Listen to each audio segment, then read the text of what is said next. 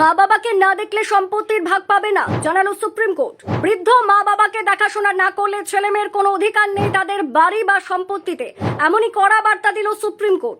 পাশাপাশি নিঃসন্তান হিন্দু বিধবা সম্পত্তি নিয়ে আদালত জানিয়েছে বাপের বাড়ির নয়, সম্পত্তিতে অধিকার থাকবে শ্বশুর বাড়ির। প্রথম মামলাটি উত্তরপ্রদেশের ৮০ বছরের কমলাকান্ত মিশ্র ও তার ৭৮ বছরের স্ত্রীর। দম্পতির মুম্বাইয়ে দুটি বাড়ি থাকলেও তাদের বড় ছেলে সেখানে থাকতে দেননি। ২০০৭ সালের maintenance and welfare of parents and senior citizens অ্যাক্টের আওতায় ট্রাইব্যুনালে মামলা করেন তারা। ট্রাইব্যুনাল নির্দেশ দেয় ছেলেকে বাড়ি ছাড়তে হবে। তবে ছেলে বম্বে হাইকোর্টে গিয়ে দাবি করে তিনিও সিনিয়র সিটিজেন, তাই উচ্ছেদ করা যায় না। কিন্তু সুপ্রিম কোর্ট সেই রায় খারিজ করে জানায় মা বাবাকে না দেখলে ছেলেমেয়ের তাদের বাড়িতে থাকার অধিকার নেই।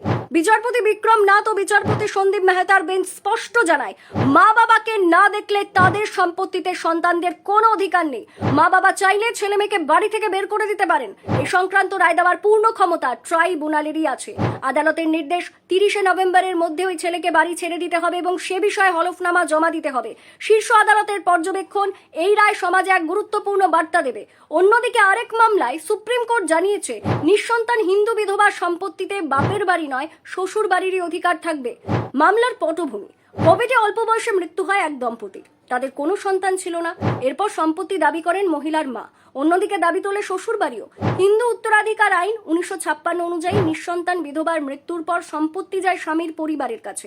বিচারপতি বিভি নাগরত্না ও বিচারপতি আর মহাদেবনের বেঞ্চ জানায় হুইল না থাকলে মহিলার সম্পত্তিতে শ্বশুর বাড়ির অধিকার, বাপের বাড়ি নয়। বিচারপতি নাগরত্নার মন্তব্য, এই আইন হাজার বছরের প্রথার ভিত্তিতে তৈরি, আমরা সেটি বদলাতে চাই না।